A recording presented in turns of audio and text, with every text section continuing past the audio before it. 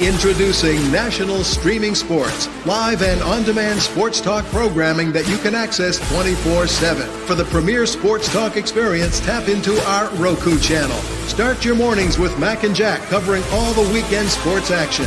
Then pour a cup and enjoy all the sports you can drink on the Coffee and Sports podcast. At midday, talk sports from east to west on the Coast to Coast podcast. Followed at night by some hot girl talk with Prim and Proper Sports featuring Sonja Pearson. Talk boxing on the Gloved Fist.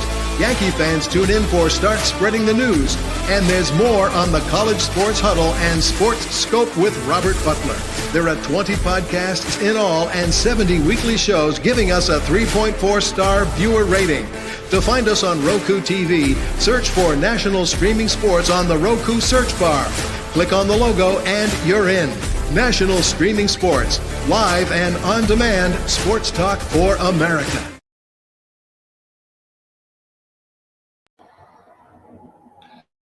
National Streaming Sports is brought to you in part by BetUs.com, designed for true fans. NFL odds, Week 1 and futures. College football odds, including Heisman Trophy favorites and playoff odds. NBA odds of division winners and playoffs. Major League Baseball playoff and World Series odds. The National Hockey League Conference playoffs and Stanley Cup odds. And boxing wagers. Betting opportunities include versus the spreads and outright winners, also during the game. Use our link on our website, nessp.info, the Bet Us Opportunities webpage, for a 125% bonus on your first 3 deposits. Must be 21 years old, and remember, bet responsibly. Football season is here, and SeatGeek is my go-to for buying tickets. Now, with SeatGeek, every single ticket is backed with their buyer guarantee. We've all had plans change, and when you can't make it to the big game, SeatGeek has you covered. They're the only ticketer that allows you to return your tickets ahead of the event for credit with SeatGeek swaps. So when things come up, I know that my tickets won't go to waste. So what are you waiting for? Download the SeatGeek app to maximize your possibilities and shop live events with confidence.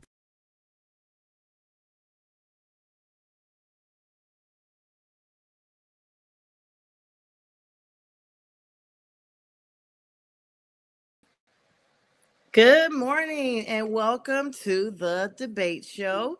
I'm your interim host, Sonja, sitting in with Mac, on behalf of Mac, with Jack and J-Train. Download the Roku app so you two can be in the know when we have sports 24/7 without the cost of cable. Good morning, Jack and J-Train. How are you guys this morning? Good, Sonja. Doing well. Thank you for asking, and I hope you're well too. As you too, Jack. Well. Yes, I'm doing well, and thank you so much both for letting me sit in with you all on this beautiful Saturday. It's super early, and this is my first time actually hosting a debate show, so I'm just here to MC. I know we're going to start out talking some really big sports news. Let's go ahead and just talk the NCAA right now, March Madness, as you all say, the lesser of the sports, but in my opinion, my Duke boys are still in there, so you know. Well, a debate is the NCAA men's tournament boring for the first time in years because something about there's not excitement. There are no real Cinderella teams. The last of the possible Cinderella teams to me got eliminated yesterday in Ole Miss. And I mean, there might be an upset when all is said and done. There might still be a sentimental favorite or two left, but there are no Cinderellas left, no matter what happens. Yeah, Jack. I'm sorry, go ahead. A lot of 1 and 2s have made it to the Elite Eight, and it's a possibility that all 4 1s will make it to the Final Four. And it's going to be some boring defensive games coming up, and there's no real standout player that looks like a blue chip to go into the draft this upcoming season. I mean, Cooper Flag for Duke is the consensus number 1, likely to be the top player. But I mean, I'm not seeing anybody. I'm not no disrespect to Cooper, Sonja, But I'm with you. It just looks kind of boring to me, and I'm not really seeing anything that looks like this is like you said, a Cinderella team. Ole Miss. Speaking of Ole Miss, they gave Michigan State a really good run. That was a really tough game for Michigan State to come back and win that game last night. Now, you mentioned Cooper Flagg. Is he the men's version of Caitlin Clark?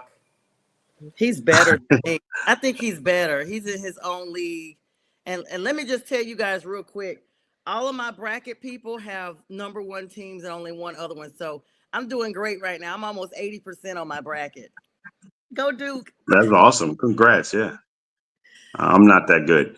I would say that Cooper Flagg is he's really good. He's an excellent player, but he's not like he's not like a player, a very standout player that you know is going to be the best player, and when he gets to the next level, is going to be dominant. But so there's a potential that Cooper Flagg might be a nice role player or a bench player when he gets into the league. Whoa. You're thinking he's going to be a role player / bench player when he gets into the league?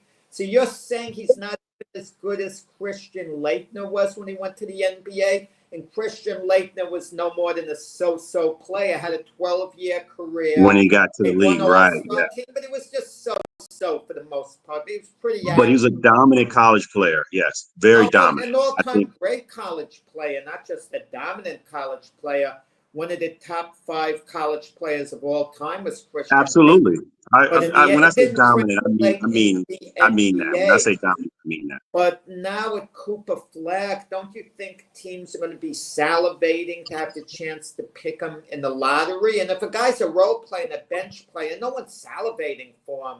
I understand he's a white player. You're thinking, well, he could be a little bit of box office. No, I get all that. Don't misunderstand me. But at the end of the day, he's got to perform because the novelty wears off of any charisma he has, any other external factors. And a franchise like the Brooklyn Nets, you mean to tell me if they draft a Flagg, isn't he going to be a game changer for that franchise? But for that to happen, he has to perform at a high level in the NBA. But exactly, you just mentioned Christian Laettner. Again, he kind of similar to me, and in that regard, Christian Laettner, I thought he was going to be a dominant player in the league. I didn't realize that he was just his level of greatness ended like Tim Tebow. It ended when he got into the league. It just stopped, and so I kind of see it as similar. Like when you look at someone like Kyrie Irving that played for Duke. You knew Kyrie Irving was going to be top box office when he got to the next level just because of the way he played.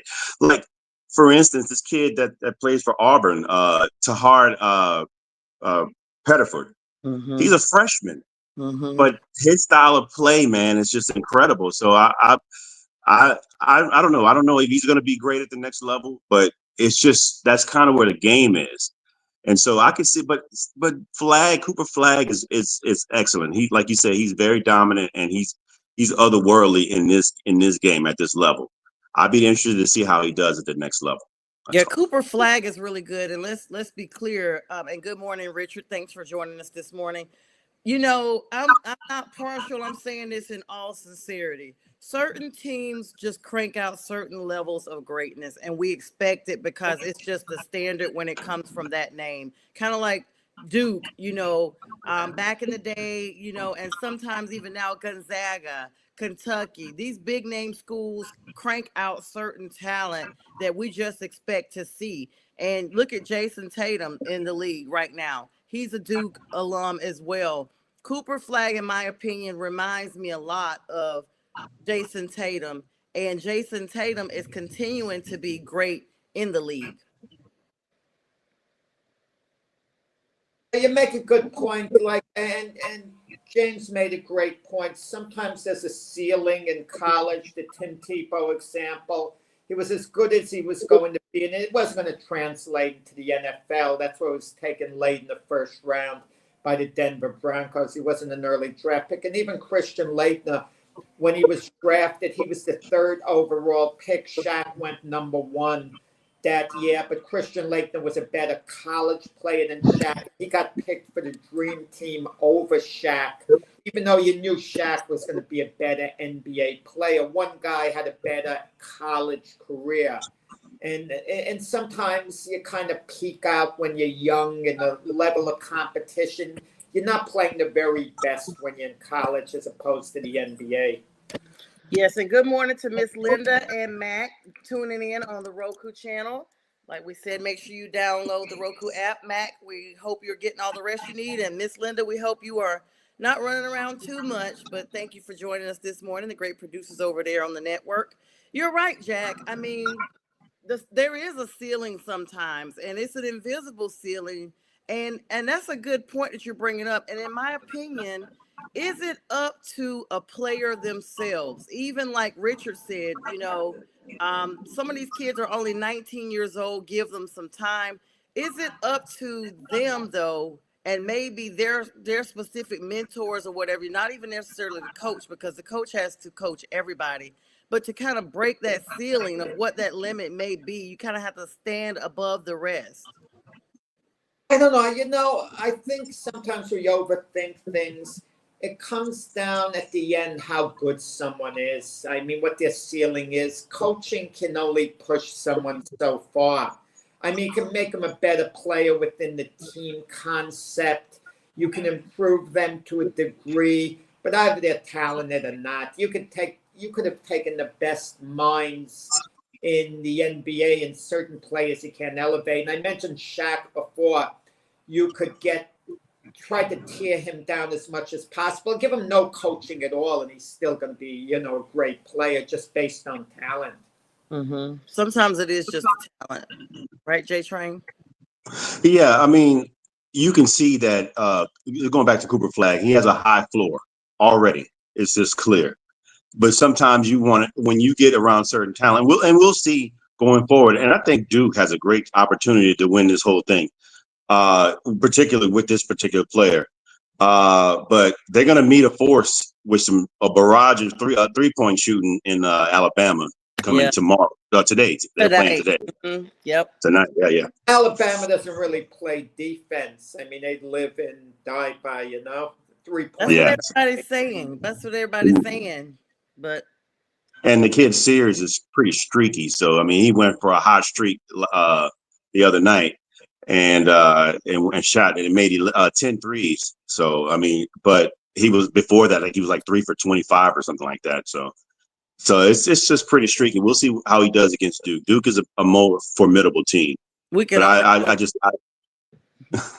think I foresee them going. I know we don't want to go too far with this, but let's talk about that game last night with that controversial no call with Purdue and Houston. I mean, Jack, what'd you think about that no call? I don't know. It's hard in real time with the officials. It really is. I mean, how many times do we see no calls? How many times do we see a player take extra steps? When Queen hit the game-winning shot, for Maryland a couple of games ago, for them, they got eliminated now, Maryland. But before that, to go to the Sweet 16, I mean, how many no calls do you see? I mean, it's common. I mean, Jack, I will say I agree with you that it is common, and that Purdue had an opportunity to stop Houston from scoring and going, and they could have forced overtime, but that was a clear, blatant. And he extended his arm all the way out, and Braden Smith fell. We were talking about Milo's Uzan, yeah. Mm-hmm. And he extended his arm, and the guy fell, and there was no call. Now, mind you, he didn't make the shot. They had an opportunity to stop them, but it was an excellent call by Coach Sampson to get that in ball and throw it back to the in ball guy and score right that quick and win by 2 points. Yeah, Milo scored that. Milo scored the game-winning bucket on that one. Absolutely. The officials don't want to be the ones to decide a game a lot of times. A lot of years ago, Michigan beat Seton Hall in the NCAA finals. A foul was called on Ramir Robinson with 3 seconds left. It was highly debatable whether the whistle should have blown on that. I mean, I could point out in the NBA when there was a foul call on Bill Laimbeer against the Lakers in the game 6, sending Jabbar to the foul line. Lakers make the shots, they win the game. They may have lost that game and lost the series in 6 to the Pistons. And the Pistons then would have three-peated, they would have been more historical than they turned out to be. I mean, we forget the officials' names normally. The call with Hubert Davis when he was hit on the hand, supposedly. Like ticky-tack stuff. But I think the officials have a certain fear at certain points in the game. I think they should be allowed to blow the whistle and then say, my bad. Mistake. Do it over. Oh, yeah, like the even flag then, is thrown. Pick up the flag. Yeah, even then. The only problem I have with that logic, for this particular game is that Houston was winning like by double digits, and Purdue made their way back. Yeah. They made their way back. Houston was shut out for 4 points in the last 12 or 8 minutes. In the last 8 minutes, they were shut out to 4 points, and so they were able to come back and tie the game. And again, the guy pushed off. I mean, clearly it was obvious, and so many pundits or analysts said that it should have been called, because now you're cheating a team that might be a Cinderella team that has an opportunity to go move on, but the number 1 seed is going because they didn't make the call. Well, maybe we should enact replay or something. Maybe 2 calls a game based on certain type of body fouls, let's call it. True. I think that, something probably should be implemented like that. But, too little, too late, and Houston's moving on. And Houston's going to play Tennessee, I believe. Yeah, they're going to play Tennessee, and that's going to be probably one of the games we were talking about. Is going to be very boring because it's going to be a high defensive effort for both teams. And it's a number 1 versus number 2. So we're probably talking about a 50-point game here. Yeah, Peyton Manning was behind Tennessee's bench. Yep. All the alone they could have, teams are trying. Right. That does mean a little to the players. It does mean something, and it does motivate them. Because I'm going to tell you, if you're a player, and you're looking and you see Peyton Manning, an iconic athlete from the University of Tennessee, coming all the way to the game, being behind the bench, being a part of it, kind of interacting like he's part of the team. You pick up inspiration if you're a college player by seeing an icon like that. Yeah, I agree. And Purdue really was trying to fight. Braden Smith led that rally. Like you guys said, Houston was icy, and this really did look like a different event, an upset, kind of like Jack was talking about at the beginning of the show, possibly a Cinderella team, but with that game, you do have to think about, okay, and I would hate to think that, y'all, about the NCAA, because we already look at that in so many other sports, and especially on the professional level. You really wouldn't want to think, okay, from the college level, that these kids now are the I don't want to use the word victims, but when you have a game like that and everybody in the audience can see what's happening, it's kind of like when the NFL when they throw a flag and then they go out there like, you know what, never mind, we're picking the flag up. This should have been one of those situations that it's okay to make a mistake. We're all human. You can dial it back as long as there's time on the clock. But if you allow that clock to expire with the call that you've made, you've just sealed history for this team. And so Purdue goes down 62-60 in a heartbreaker against the number 1 Houston team, who moves on against Tennessee, guys. That was definitely a thrill at the end, nonetheless. And how about that Michigan versus Auburn game? I mean, Michigan, number 5 seed, they weren't supposed to win this game, but they were dominant in the first half. The bigs, it was really a battle of the bigs. Both Danny Wolf and Johnny Broom, man, they were going back and forth. But then, and they led like what, 49-38. Yeah, for a while. But then Auburn just turned it on. Oh, those guards, man, We're talking about Denver Jones and Tahar Pettiford, man. That kid, man, he doesn't. I don't want to give him the Kyrie Irving moniker or comparison, but he really could shuffle up, man, and shake you out of your shoes. And he was doing that last night with some pirouette fadeaways and step back 3-pointers. And he wasn't shooting that great at first, but then he just took over the game. And Broom had a triple-double. Yes, absolutely. Broom is a pretty dominant big. And he had 22 and 16. Yeah. 30 minutes, 22, 16, and 1 assist.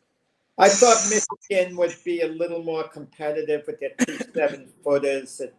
They just slow on the court, a little slow to react.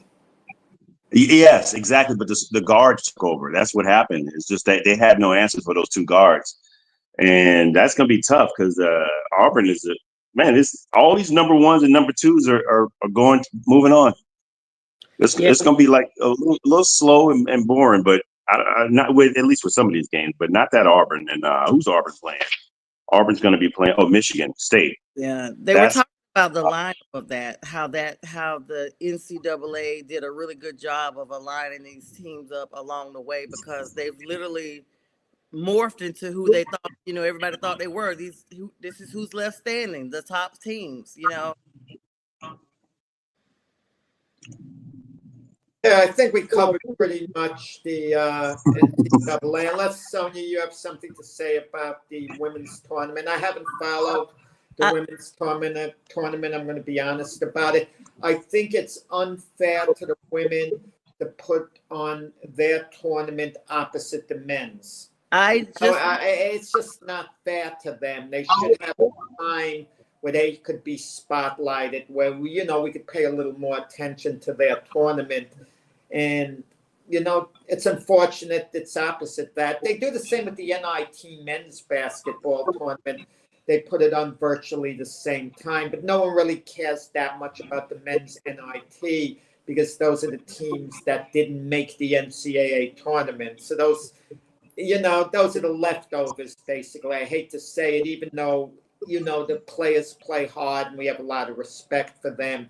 Everyone at this time of year is focused on March Madness. Yeah, the only thing I will say about the women's is Duke played Carolina yesterday, the women's team, and Duke got it done. Go Duke ladies. Thank you so much for eliminating the Tar Heels. That's our rival. And we sent them home 47-38. But the big game now is going to be Duke versus South Carolina. Dawn Staley, and I love Dawn. I'm a Duke fan at heart, but I don't really follow the ladies too much, but I do follow Dawn and those Lady Gamecocks. So that game is going to be good. The Lady Duke Devils are 29-7, but we know the rank of South Carolina. They are top. Duke is number 2, so I will be following that specific game. That's all I'm going to add to the ladies' part. And one for me, I would send a shout out to the Lady Tigers and LSU. They're number 3 seed. They won as well, and I can't wait. Hopefully, they get a rematch with South Carolina at some point. Okay, there you go. There you have it.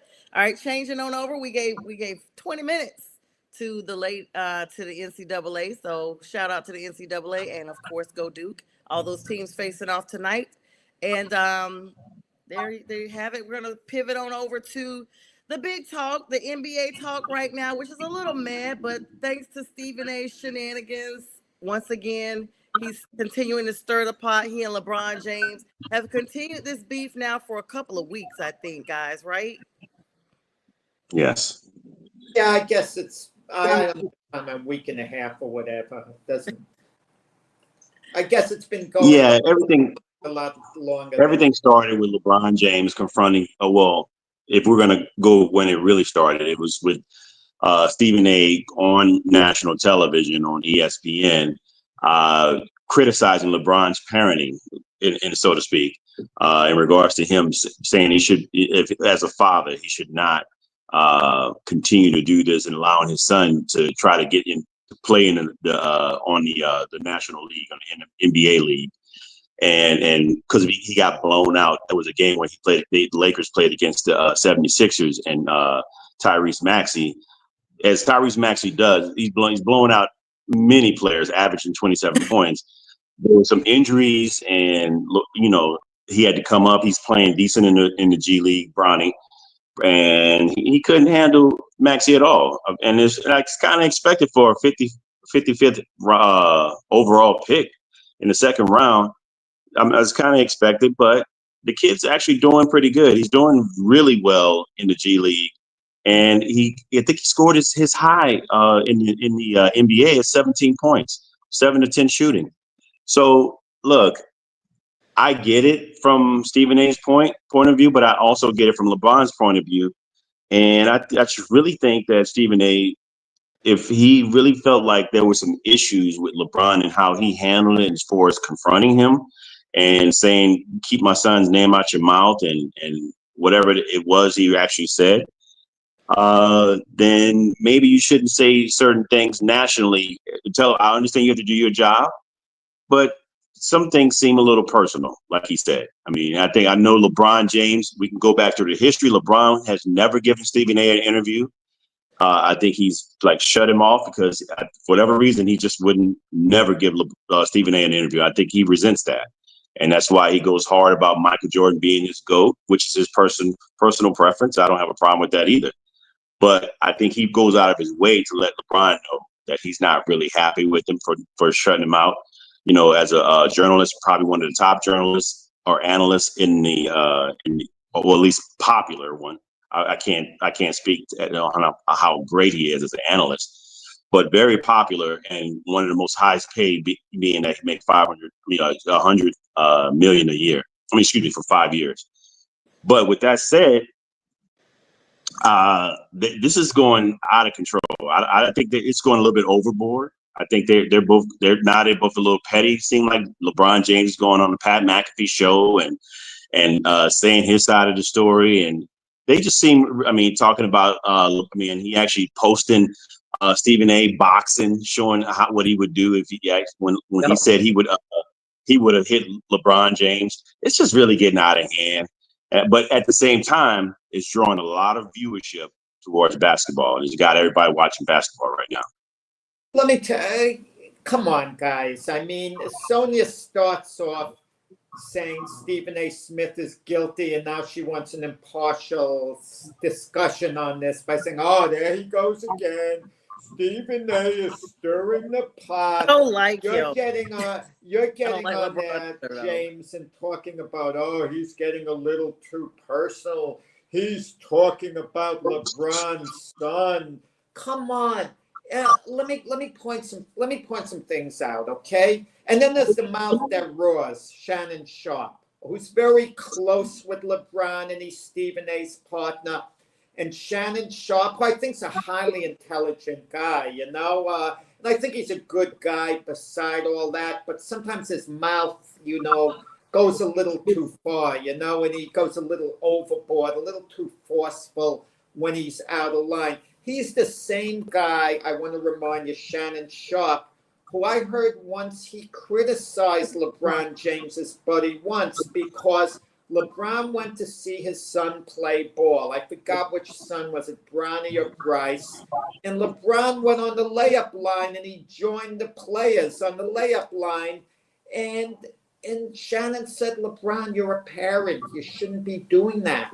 Okay, you should be sitting in the stands. That's out of place. We know he's the great LeBron James. We know that. Okay, but if you're either your parent or you're not, you don't join them on the layup line while the other parents are sitting on the stands. That's the point he made. But LeBron didn't go off on Shannon. That's his close buddy.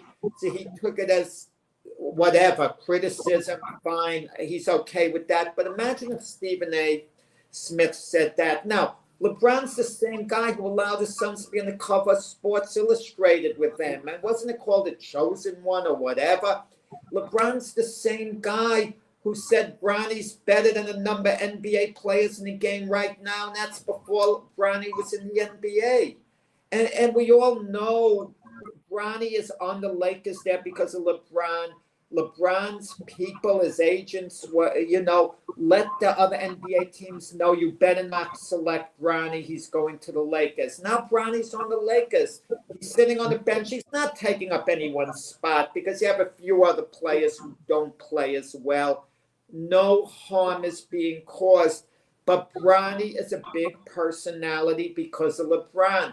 We check the box scores to see what Bronny has done. We don't do that with any other bench player in the league. We're on a Bronny watch. He has one great game. He scores 39 points, and everyone's jumping on Stephen A. Oh, you see, Stephen A., don't you feel like a fool? Never mind. So if Stephen A. is supposed to feel like a fool and humiliated, then let him gloat the next night if Bronny goes 0 for 4, which he did. Okay? But Stephen A. has admitted that. I mean, because look, let me say, it's not just one game that's been 39. My man has been scoring 20 plus points, and supposedly he's in line for being the G League MVP because of how great he's been playing. And I mean, would have been better. Let's not. Had he played more games in the G League, it would speed up his progress to be a viable NBA player. That's what Stephen A. is saying, and that's true. Had he played in college last year and then played in the G League, hadn't been wasting time on the Laker bench, wouldn't that? Well, he hasn't been on the bench that long. He's been most of his career that he's been in the NBA. He's been in the G League, the majority. He's been the majority in the G League. So I think the whole beginning when he came off the bench, that was just to get whatever LeBron's wishes were so he can actually play with his son and get that out of the way. And finally, yes, we know what he is. Put him in the G League and let him play there. But that confidence has improved drastically. I mean, I've watched the games that he's playing. This kid is moving. And he looks far better. And then let's not forget, this is a kid that came off of a heart condition. So we don't know everything and how everything's playing out. And like maybe he's becoming a little more confident. Maybe that was in the back of his mind when he was playing his one season that he played in college. And maybe that could be the same thing now. I mean, it's different coming off an ACL. Stephen A. thinks he could be a good player. Stephen A. is. He does. He wishes him well. Stephen A. speaks out of both sides of his neck. He does. Well, he'll tell you at one time, "Oh, you're such a great. I wish you well," and then also come with a backhanded sword and cut you while he's complimenting you. He kind of does that all the time. He's like. He tries to soften the blow of what he's going to say. Let's get on LeBron. LeBron's saying on the Pat McAfee show, we should focus on the game. At these press conferences, he criticizes the media. Well, LeBron James is the same guy when Brittany Griner was being detained saying, why would she even want to come back to this country?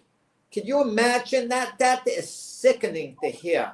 LeBron, and I'm going to tell you, LeBron James, there have been other things. He's been called a coach killer, okay? And I just had a thought with LeBron, something that went down. Oh, yeah, this too. They have a press conference after the game.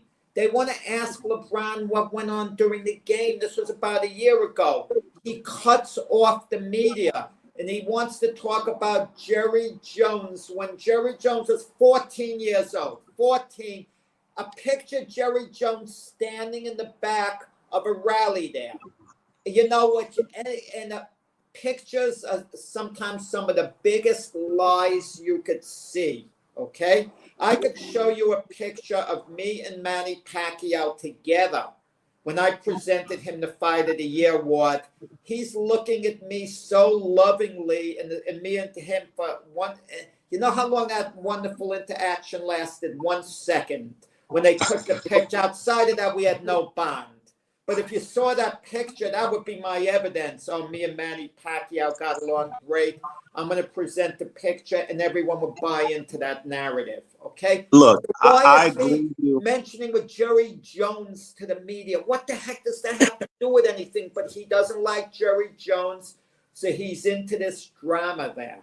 I just want to insert real quick, guys. Richard said something that I agree with. He said LaFlop instead of LeBron is always taking shots at Windhorse. And not only that, LeBron tries to stay in a situation where he's relevant. He has no business on the Pat McAfee show. Like, I didn't even know he'd gone on there. That's usually he could go on. He's a boy, Sonja. He's allowed to go on. He go on there. I'm not saying he can't, But the fact that he's continuing this narrative, Charles Barkley came out and basically said that Stephen A is lame and weak. Excuse me, about LeBron. He said he is lame and weak. The fact that this is continuing on, we've never seen LeBron, and I call him LeBum. Yeah, he's great in the community. Yeah, he's a family man. I don't care for his personality. And right now, I think what we have is two type A alpha males who are both arrogant in their own sense of the word. I mean, some not necessarily what they have to do professionally, but their personalities come off as off-putting and arrogant. LeBron is known to over-exaggerate things. There was some rapper or somebody that died, and he went on social media. He's like, "Oh yeah, I've been playing them since my second or third season in the league," and everybody was like, they weren't even out then. Like, he's known to just try to stay relevant. And in my mind, I just think this situation has gone far beyond what it should be. Bronny is soaring in the G League because that's his natural place. That's where Bronny he hasn't been that great in the G League. Don't listen to Jay. What did you say about him? Superstar. He has been pretty great in the G League, Jack. I would say, in the beginning he wasn't, but he turned it on, and now he's a lot better, and he's going to be a better. That's going to make him better in the league. But let me say this. I don't agree with just like with any human being, I don't agree with everything that everybody does. What I will say is the main thing I'm a fan of LeBron is two things. He's one of the best, to me, in my opinion. He's the second greatest basketball player to ever play the game. He is. And second, he is good in the community. But in regards to politics and all this other stuff that we talk about, I try to limit my politics to people who aren't athletes and who aren't movie stars, and little people who actually know have taken political science and know what they're doing and know what they're talking about in regards to politics, and leave that out of it. And I try to limit it in a window to where they're actually playing sports and judge them accordingly to that. And for that, with that said, I think LeBron James is still relevant in basketball because he's still showing it what he can do on the court. And regardless of the other stuff, and the whole family thing with Stephen A. Smith, I think everybody's being duped. I think everybody looked like the basketball ratings are low, but they're probably going to get a little higher. They need something to make sure everybody's watching. Bad publicity is really good publicity. It's really going to bring everybody in and keep everybody watching. And this is going to end. So everybody's going to forget about this when the season's done. I want to say they did on First Take, I think it was 2 days ago, it shows Stephen A. Smith had Kendrick Perkins and Brian Windhorst on there. Kendrick Perkins always said LeBron James was the GOAT, okay? That's his guy, number one of all time. And he was always friendly with LeBron James. He said one thing apparently that LeBron didn't like. I'm not sure the topic, so LeBron unfollowed him.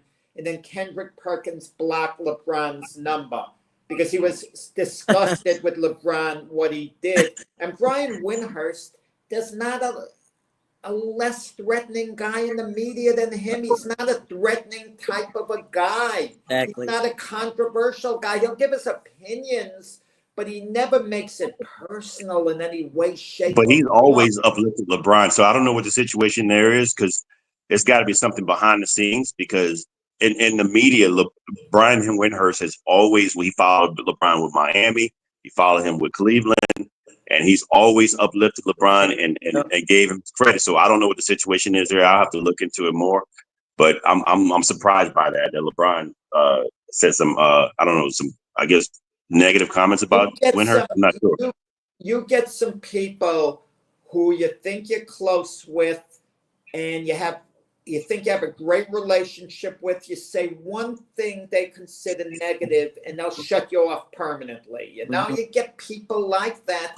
And LeBron seems like he could be that type of guy. Okay? I mean, you could say about 20 good things about him, get along great. One thing he doesn't like, and that's that. But I think you're right. The thing with Stephen A., he milks out the LeBron Jordan debate to the point where you don't like it. But think of LeBron. He's talking about the players in the past. Oh, Giannis would score 250 points or something. You know, and I could understand. And kudos to Giannis for saying that he don't like to compare eras. He said that was a very good compliment, but he disagrees, and he said he don't like to compare errors. Kudos to him. I like Giannis a lot for saying that. Keeping it balanced. And the players were taught differently then.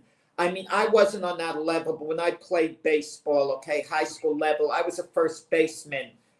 We were taught I wanted to catch the ball with one hand. It made a lot more sense, and that's what everyone does today as a first baseman when the ball's thrown to you. But the coaches would stop you and tell you have to catch the ball with two hands, even as a first baseman. They kind of made you mechanical. It was how the game was played. And also in the 60s, they'd have these pro Keds and Converse. I wouldn't wear them today. Those same shoes are out. How these players would run up and down the court with that shoe wear is wild. Now you see them on the shelf. It goes for $39.99, but those were the elite shoes at the time. And you talk about athleticism, laughing. I mean, look at Dr. J from the 1970s. No one was more athletic than him and could do what he did. He wasn't scoring 200 points a game.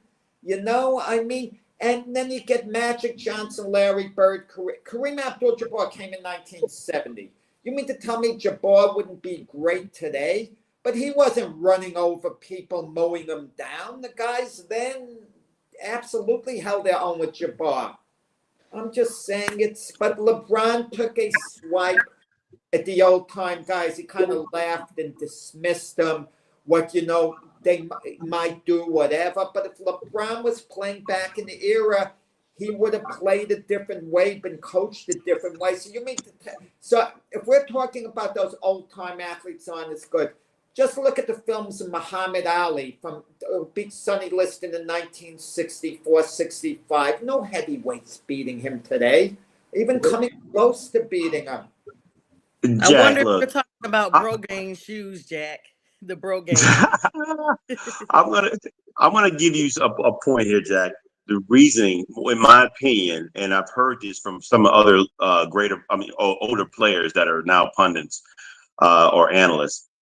The reason why a lot of these older players go at LeBron, and he goes back at them now, the reason why they go at him is because they don't like the way such a player like him made moves to go to other teams. And like his transition from Cleveland to Miami. Emotional. Charles Barkley is one of them. A few other, Julius Erving's another. A lot of these guys have come on record saying this kind of thing, and they hold a grudge against LeBron because of what he's done. And he's made LeBron, and to me, it's such a farce. They really shouldn't do that because he's not the first person that has gone to another team and had players come with them and had big three. Look, we could talk about Boston before him. One of the reasons he went to another team because we had a big three in Boston with three great players, Hall of Famers there that all joined up together and played in Boston and won a championship in 2008. And LeBron was playing with bums in Cleveland.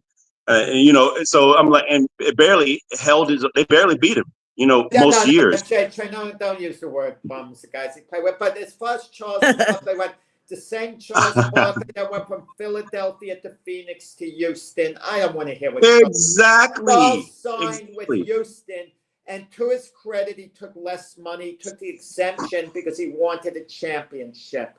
If LeBron, and I back LeBron 100%, him moving from the Cleveland Cavaliers to the Heat, etc. Had he stayed with the Cavaliers his whole career, my feeling is he wouldn't have one NBA championship. Because keep this in mind, the reason the Cavaliers were able to draft Kyrie Irving is because LeBron left and they got the first. Exactly.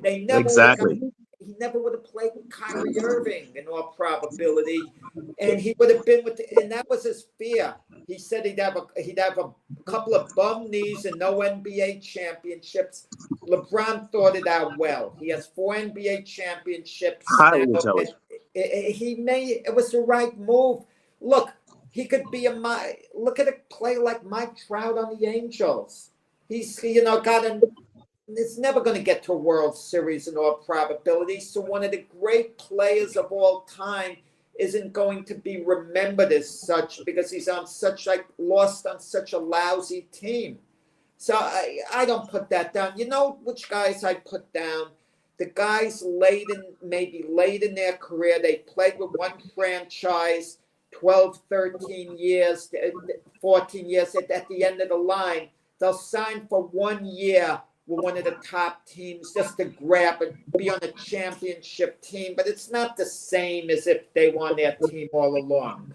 I mean, they're kind of like selling out just to get the ring, even though it's not the same in that situation. Yep. Yeah, it's so easy to get mixed up in the gospel. Reggie Miller wouldn't do that. He had an offer, I think, to go to the Heat, and he wanted to be a Pacer his whole career. He said, look, it wouldn't have been as meaningful for me if I couldn't win it as a Pacer. I had to go for 1 year else. Well, look, a couple of other great players tried it, and they lost in the finals. Karl Malone and Gary Payton went to the Lakers. What would that have meant had they won the championship? Would they have felt like, oh, we're champions with the Lakers? It wouldn't have been the same as if Karl Malone had won it at Utah, not even remotely close. And the same with Peyton with Seattle. Yeah, because they came back. Both those guys came back to his city and brought a championship there. This is known. I'm sorry, J Train. This is known as the decision. He teamed up with Dwayne Wade and Chris Bosh in Miami. And then came back. He promised to bring a championship to Cleveland, and he came back and did exactly that. So you got to give him some credit there that at least he came back. I just gave him credit. I thought he made the right decision career-wise. Players, any player is allowed to play, should be allowed to go wherever he wants, shouldn't be criticized. That's why I get annoyed as fans. Like if a free agent decides he doesn't want to stay with the team and go elsewhere, they boo him. Well, guess what? If the player's not performing that well, the team will get rid of him, or the team will trade him anyway if they feel they could better themselves. Any player should do what's best for them. Don't do what's best for the city. I don't want to hear what Juan Soto. I'm a big Yankee fan. When he comes back to play against the Yankees and they want to boo him, okay? If fans are entitled to boo him, I'm not booing the guy. You know, he played 1 year. He fulfilled his obligation. He's allowed to go elsewhere. If you want to boo him for fun because you're in a giddy mood, you go boo. But don't boo him in a serious way. He's allowed to play where he wants. If Soto made some big outs and he stayed with the Yankees, they would turn on him, the fans. I mean, it's... Look, I'll make this last point about that, and we can move on to something else. But I just think that, like, the whole situation, these guys, these older guys, it's going to go back and forth. LeBron is petty, but all of them are petty.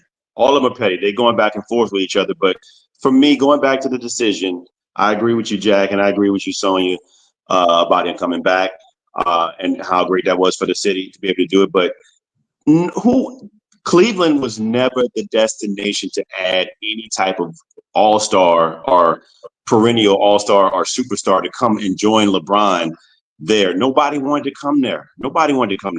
So it was and then they were always winning. So they could never get lottery picks to add to LeBron. They could never get anybody really of relevance to add. I mean, the drafting was terrible. And LeBron was really the main guy on the team. When he was 24, he took that team in 2007 to, a formidable against a formidable Detroit Pistons team and beat them. And that game 5 is still memorable when he scored the last 25 points in that game. It's just unreal, the flack that this guy gets. And Michael Jordan is just, when they call LeBron petty, Michael Jordan is just as petty. He's not friends with Charles Barkley to this day for criticizing him about being a bad GM. Yep. To this day, they're not friends because of that. Bad. So, yeah. But let me just say, Stephen A. has issues. You mentioned something, LeBron taking teams to the finals. And this is my beef with the silliness of Stephen A. And this is before he had the dispute with LeBron. Stephen A. tried to make an argument. Gives us LeBron's record in finals. Now, LeBron took teams to the finals that had no business being in the finals. He carried them on his back. Right. Something Jordan couldn't do with the Bulls. So Jordan not at all rewarded by not getting teams to the finals because Stephen A says, well, he's 6-0 in finals. Well, the reason Jordan's not 6-4 in finals because he couldn't elevate his team to get to the finals the years where LeBron was able to elevate his teams. So now Stephen A holds it against LeBron, who had teams that were overmatched in the finals, who had no business being in the finals, who were only in the finals because LeBron carried them on his back, and Stephen A holds it against LeBron. I mean, dumb argument by Stephen A, which he continuously, makes over and over and over. And Richard is saying to you, Jack, be careful because LaFlop will cut you off from future interviews. Guys, we stay tuned on this one as we kind of wrap up the last 9 minutes and some change now of the show. I do want to kind of wrap up. Hopefully we can squeeze both of these things in. The first one being, looks like Deion Sanders has come out and, according to Fox News, walked back his statement on Shedeur. He's quoted as saying, honestly, Shedeur has told me he's talked intently about all the visits he's had. So I know wherever his heart is, and I know where he wants to go. If it's New York, it's New York. If it's Tennessee, it's Tennessee. If it's Cleveland, it's Cleveland. If it's still the Raiders, or if it's New Orleans as well. Oh, that definitely he'll be there for Hang New on, Orleans. Jack. Hang on, Jack. I'm speaking. If it's any of those teams that are seeking a quarterback, I'm happy with that because I know what he's going to do to the organization. All right. Your thoughts, Jack? Well, Deion is cushioning the blow because he doesn't want to be responsible, if Shedeur does fall in the draft. And make no mistake about it, unless Cleveland has a complete change of heart, if Shedeur doesn't go to Cleveland number 2, Tennessee's going with Cam Ward number 1. Don't pay attention to these mock drafts where these guys are pointing out where they're going, like Shedeur's going number 3 to the Giants. He's not going number 3 to the Giants. And they're saying who Tennessee might trade out of the number 1 spot. They're not. They're taking Cam Ward. It's obvious by the offseason moves what teams are going to do. Tennessee hasn't addressed their quarterback situation. They don't have to. They're drafting Cam Ward. And the only reason they're not saying they're drafting Cam Ward, let's say hypothetically, if Cam Ward, you hope not, obviously, suffers a terrible injury and has to be out for 2 years, they're not going to draft him number 1 then. That changes things. So you don't want to hurt Shedeur Sanders' feelings by saying you're going to draft Cam Ward number 1 and then all of a sudden not do it. But Cam Ward's going number 1 to Tennessee. Cleveland now, they might be listening to Deion. That could be a difference maker. You never know. All of a sudden, Shedeur might be reaching out to Cleveland and Deion, and they might have a change of heart on Shedeur. But if Cleveland doesn't take Shedeur second, Giants aren't going to take him at 3rd. The Giants have addressed their quarterback situation for now. Jets aren't going to take him at number 7. They're not going to slap Justin Fields in the face. They're going to give him a chance to see is he their guy moving forward. You can't do it drafting Shedeur. He's there at number 9 for New Orleans. Now, New Orleans, a dysfunctional franchise, a losing attitude type franchise. That's what they are. Let's be honest. This is what I've been waiting for right here, to have both of y'all on the same. They don't have a good mentality at New Orleans. They got a coach, Kellen Moore. I'm proving he's got a lot to prove with the organization. Are they going to play? I'm about to call you Jack A. Smith. Right? He's right there for them at number 9. But I'm going to tell you, if they don't pick Shedeur at number 9, he could fall all the way down to Pittsburgh Steelers at number 21 or thereabouts. I see that happening. It's either I'm telling you right now. Sanders either goes number 2, which I don't think he will, but there's a possibility now with Deion walking back his comments and Shedeur, they might be reaching out to Cleveland now because they understand the free fall and they've been told. Then he's at number 9 for New Orleans or Pittsburgh at number 21 or listen, someone will take a shot at him in the 2nd round, even if it's the Giants, a team that's not going to take him with the 1st pick. If he's somehow there early in the 2nd round, someone grabs him. or the Rams Let me say this, or Jack. the Let me say LA this. We Rams don't have a lot of grab time. him at the end of the first Let me round. say this. We don't have a lot of time.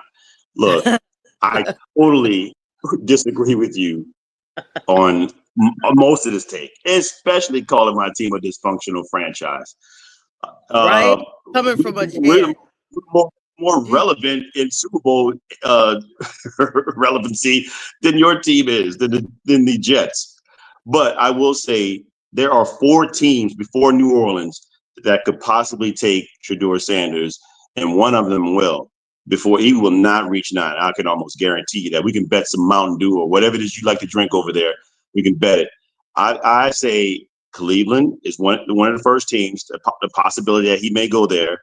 The Giants are still there. Why? Russell Wilson is on a 1-year contract. He's not on a 2-year contract. He's not on a 3-year contract. He's on a 1-year contract. Prove a deal. Pretty much a bridge quarterback. James Winston is just there to be a motivator or somebody in the back, just a 1 or 2 game if he needs to come in and fill in. Shedeur doesn't have to start. He don't have to come in and compete the first game or the first season. Shedeur could be picked by the Giants and be the 3rd player on the team. You're allowed 3 quarterbacks now in this league to keep on the team. And so with that said, if he falls past them, I think the Raiders have an opportunity to pick him as well. He will, and he may, if the Raiders don't pick him, my 4th team is the Jets, because there's no guarantee forget slapping in the face. We saw what happened in Atlanta when and we see how that worked out in Atlanta with Kirk Cousins and Michael Penix Jr. I think that, and Kirk Cousins is a better quarterback than Justin Fields. So who is Justin Fields to not get slapped in the face with a first-round draft pick quarterback? He hadn't proven anything yet. So the Jets are still up in the air as well. I don't think he's going to fall past the Jets if that's the case. And we know that Carolina's not taking him. So he falls to New Orleans. I could see New Orleans taking him, and they probably will take him. But he's not going that far. It's going to be one of those 4 teams that's going to take him. You could tell in the body language what teams are doing. You're talking logically, okay? And it's not always a logical selection. As far as backtracking, the Jets at number 7, the jury's still out on Justin Fields. If you draft Shedeur Sanders, you're still starting Justin Fields. If Justin Fields works out really well for you, you've wasted a pick on Shedeur Sanders because you're not going to move on from Justin Fields. He's going to be your guy. The jury is still out on Justin Fields. So the Jets want to see at number 6. Pete Carroll just got Geno Smith. That's his guy from Seattle. He's not going to slap him in the face and get Shedeur Sanders and start the clock on Geno Smith to leave town. They're going to draft Genty, the running back, or whoever else. Okay, there's other things they could do at number 6. I disagree with that. I mean, when we talk about what happened with Alex Smith and Patrick Mahomes, nobody knew who Patrick Mahomes was at Texas Tech. He wasn't the guy. He was, and he's an air raid offense guy, and he could throw the ball around, but nobody really knew. But that's different. Geno Smith is Pete Carroll's guy.